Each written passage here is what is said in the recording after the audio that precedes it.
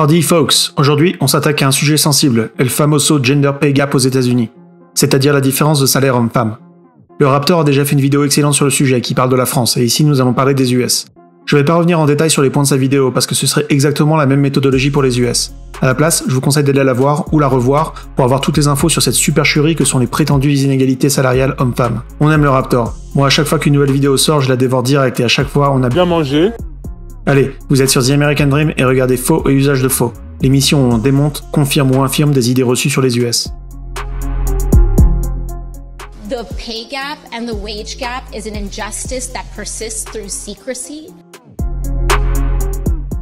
En deux mots, parce que je voudrais pas revenir dessus trop longtemps, aux États-Unis comme en France, l'idée que les femmes sont moins payées que les hommes circule librement, au point que c'est presque un axiome admis maintenant et que le mec lambda ne remettra plus ça en question.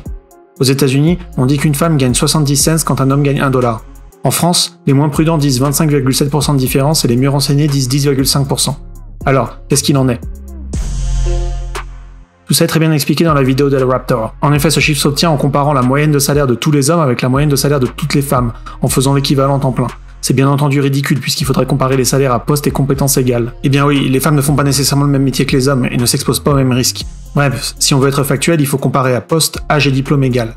Alors en ajustant ça, en France, on obtient le chiffre de 10,5% d'écart. C'est déjà plus raisonnable, mais là encore, on prend pas tous les critères en compte. Voici quelques exemples de critères pas faciles à compter.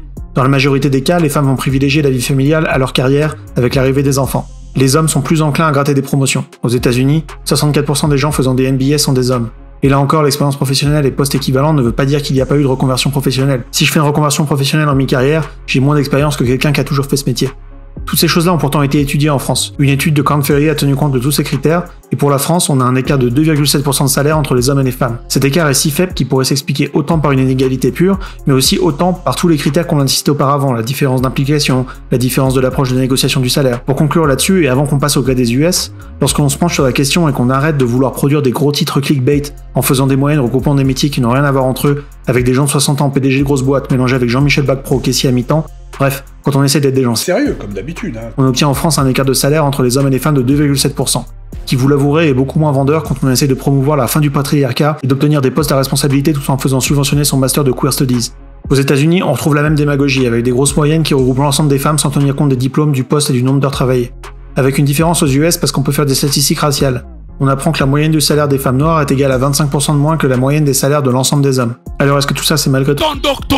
Slate, un média de gauche, essaie de nous expliquer maladroitement la supercherie. Si on ajuste avec l'éducation et l'expérience, nous dit Slate, qui cite une étude de Stanford, on retombe à 9% d'écart. Mais bon, cette étude ne prend pas en compte les secteurs d'activité, donc c'est tout bidon. D'ailleurs, dans l'étude, on peut lire « L'écart mesuré peut refléter des facteurs autres que la discrimination, particulièrement l'impact des enfants sur le salaire des femmes. » Donc bon, on va ignorer l'article propagande de Slate, qui cite une étude qui contredit leur article. Article qui a été écrit par Hannah Rosin, l'auteur de The End of Men and the Rise of Woman.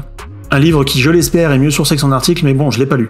La seule raison pour laquelle je parle de Slate, c'est parce qu'on va y revenir un peu plus tard dans la vidéo. Pour une étude sérieuse, il faut regarder chez Payscale. Entre 2018 et 2020, ils ont récupéré les informations de salaire, éducation, poste, entreprise, race et ville de 1,6 million d'employés pour proposer l'étude la plus sérieuse sur le sujet.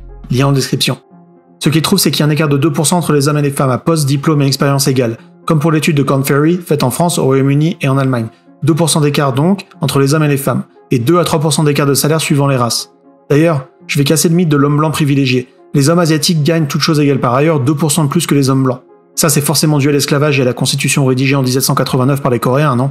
Allez, je vais finir d'enterrer le mythe des groupes minoritaires soi-disant écrasés aux États-Unis. Les hommes homosexuels gagnent en moyenne 10% de plus que les hommes hétéros.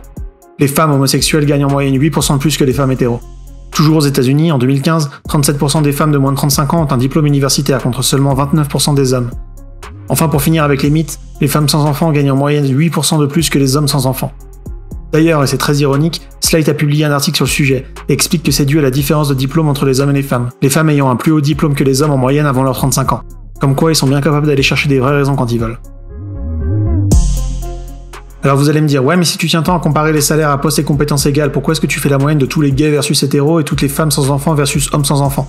Je suis d'accord, et justement, j'espère vous avoir convaincu que ça sert à rien. Ça sert à rien de prendre des groupes larges et de comparer les moyennes de leur salaire avec la moyenne d'autres groupes. C'est comme si je faisais des comparaisons, ceux qui préfèrent la couleur jaune gagnent 25% de plus que ceux qui préfèrent la couleur verte. Non, ce qui compte c'est de comparer à poste et compétences égales, et là aux US comme en France on observe une différence de salaire négligeable.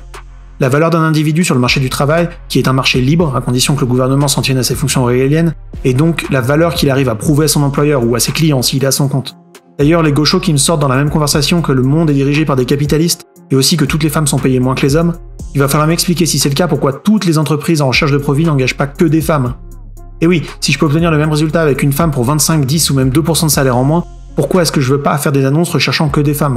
Ou alors, parce que ce serait illégal, ok des annonces sans discrimination, mais dans les faits, uniquement des femmes seraient recrutées. Il va falloir m'expliquer comment vous dénoncez un monde de capitalistes en quête constante de profit à tout prix, où une main-d'œuvre moins chère, abondante et qualifiée n'est pas exploitée. Allez, pour finir de vous convaincre que le salaire de chacun est basé uniquement sur sa valeur, on va faire un tour chez Google. En 2018 aux États-Unis, alors que Google faisait face à une enquête pour discrimination après que certaines femmes pensaient être discriminées au sein de l'entreprise, le géant de la recherche, ou plutôt de la pub, a conduit une analyse pour déterminer quel était l'écart de salaire entre les hommes et les femmes. Ce que l'entreprise a trouvé, c'est que sur certains postes d'ingénieurs, les femmes étaient plus payées que les hommes à même poste. Ça n'aura rien d'étonnant pour ceux qui travaillent dans le développement. Le secteur est en effet surreprésenté par les hommes et on peut imaginer des entreprises faire un effort pour essayer de rééquilibrer le ratio homme-femme.